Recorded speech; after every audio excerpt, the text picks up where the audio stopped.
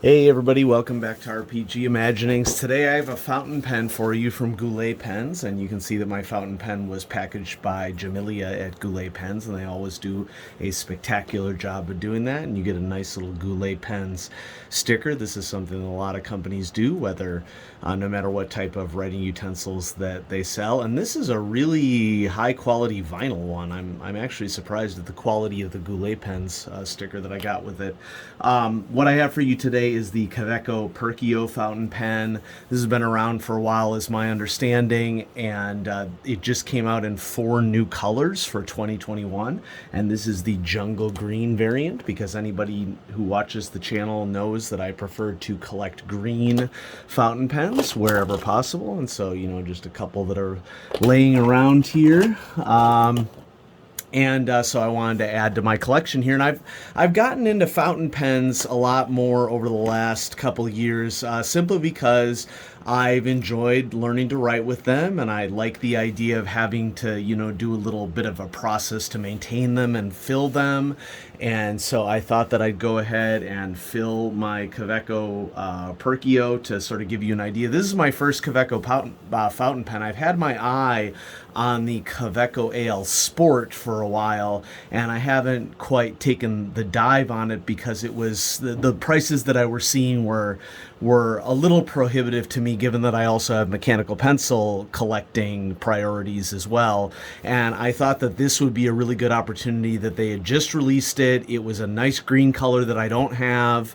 It was pretty reasonably priced. I'm going to be honest with you, I don't remember what I paid for it. It's somewhere in the $17 to $20 range, okay? So you can go look it up on Goulet Pens, but this is a special color that came out for this year. And I don't remember what I paid for the converter either, but, I'm definitely a converter man, and so this converter, I think, was somewhere in the $5 to $6 range, somewhere in there. The packing slip that you get doesn't have the prices, and so there you go. So let's go ahead and fill this sucker up. You can see that it came very simply just in this little plastic sleeve, and it came with preloaded with a sort of like a dummy cartridge already stuck up into the nib portion of the pen. And then it also comes loaded with a looks like a standard blue ink mini cartridge. This is a pretty small cartridge, but first thing that I'm going to do is, someone who likes to write with fountain pens, is fill it up with this is Sherwood Green by Diamine.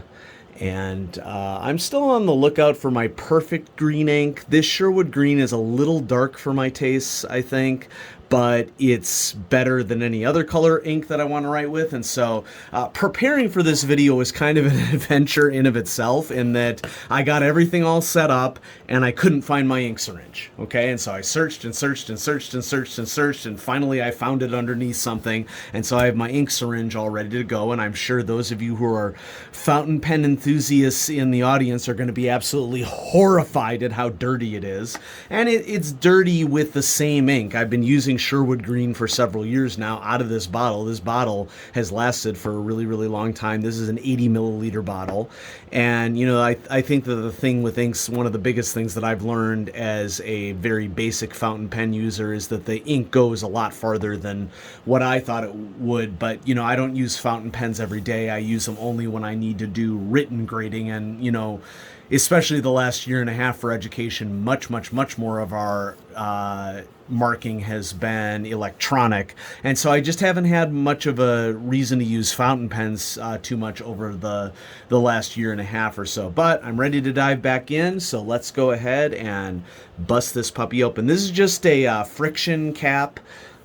It's on there pretty tight, and then on the end of it we have the Kaweco symbol, if I can get it to focus. I may not be able to get it to focus. There we go. It focused for a second. Okay, so there's the Kaweco symbol at the end of the cap. No pocket clip, but it does kind of have a hexagonal or I'm not sure which polygon is. It looks like it's a little bigger than many more facets than a hexagon. It may be 12, 16 sided, somewhere around there. But, it doesn't roll too terribly far. And so if you were to set this on a desk, it wouldn't be a big deal. The whole thing is plastic. It's a entry-level fountain pen. And so I like that I would be able to try out a Kaweco basic nib without committing too much money to it. And I don't know how well the nib's going to focus either. Maybe if I put the card behind it, I can get it to focus a little bit better. Come on. I'm trying to hold it in my hand while also pressing the focus button on my phone. And anyway, I think the nib is really nicely styled. It has a nice little filigree pattern on it, and I'm not sure how well that's going to show up on the video.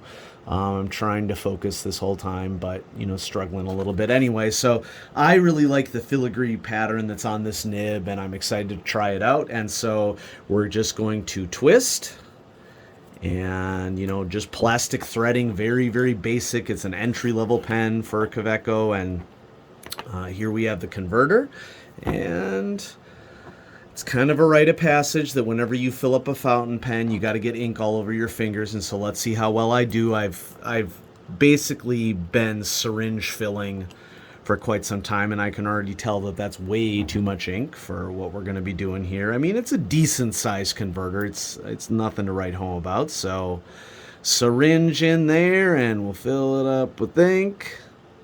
There we go. A little bit extra. And we're going to shove this up into the pen.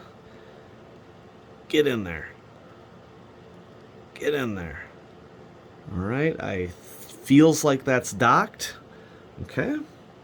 And be patient with me, folks, because I do not have a ton of luck getting pens to start writing without encouraging them with like a little dip in water and having thinner ink at the start. And so I'm doing this dry for the first time. So if it doesn't start right away, pop down in the comments if you have suggestions for me as to what I need to do to get a fountain pen writing right away. I mean, I basically fill it with ink and then I start scribbling on the page until I see writing. And if there's a better way to do it, or, a more effective way to do it. Another thing that I've tried sort of drawing ink out of it by putting it on a cloth, and hopefully that'll get it flowing too. You can see that I already have some that was coming out of the pen there, and so maybe I can get this going pretty soon. But I tend to just do a bunch of scribbling until it happens, give it a little shake. If there's a certain way that we're supposed to be doing this, let me know, because I'm just somebody who wants a fountain pen to write, and I try to get it to write as quickly as I can. So, yep, and I may have to get a little bit of water in order to get this to go. I almost always need to give a pen a little bit of a dip in order to get it to start writing, but I'm hoping that we can get it to go. So yeah, pop down into the comments and give me some tips on how to get a fountain pen to write when you first give it. I'm sure what I'm doing here with shaking it or whatever is giving some of you who are enthusiasts in the audience fits, but if you want to encourage someone to enter a hobby, you got to be supportive of them at the start. And so I appreciate your support in advance. And let's see if I can get this to start writing. All right, folks, I don't want to waste your time, so I think I'm just going to go to another room and go to the sink and just run it under the tap for a second to encourage the ink to start flowing. Oh, there we go. We got it. Just needed a little bit of patience to get it going. I go almost exclusively with fine nibs. So this is without it posted. So this is the Kaweco Perkeo, not jungle green. And I'm sure some of you are screaming right now, your handwriting isn't pretty enough to be using fountain pens. Give me a break, okay? It's gonna be okay. People don't have to like the exact same things you like. And now let's post it to see how that changes the weight a little bit. It's really nice posted. It's a decent sized pen posted. It's not too big. I have smaller hands, and it seems good to me. And so this is with Sherwood Green Diamine ink. It's lightweight. I like that. I like the fine nib for Kaweco. It ticks my boxes. It hits the buttons. And so, so I just thought I'd showcase this for everybody on the channel. I know not all of you are interested in fountain pens, but if you are, maybe you can get a little bit of the content that you're specifically interested in. And mechanical pencil fans, I still have a ton of things coming up on the channel for you. And so, you can watch out for that. And I'm really excited to, in the near future, showcase a pencil that has been one of the top requested pencils on Clutch Situation. And you can probably guess what it is. But one of my patrons, bless their heart, was like, enough of this crap. I'm giving you a bunch of money and you're going to buy one of these and you're going to review it. And I'm like, okay. Yeah, sounds great. Thanks for contributing. So you're going to get that pencil coming up pretty soon. So, maybe also pop down into the comments and guess which review we're going to be having pretty soon. And I'll be excited to share it with you. Have a good day, everybody. I'll see you in the next one.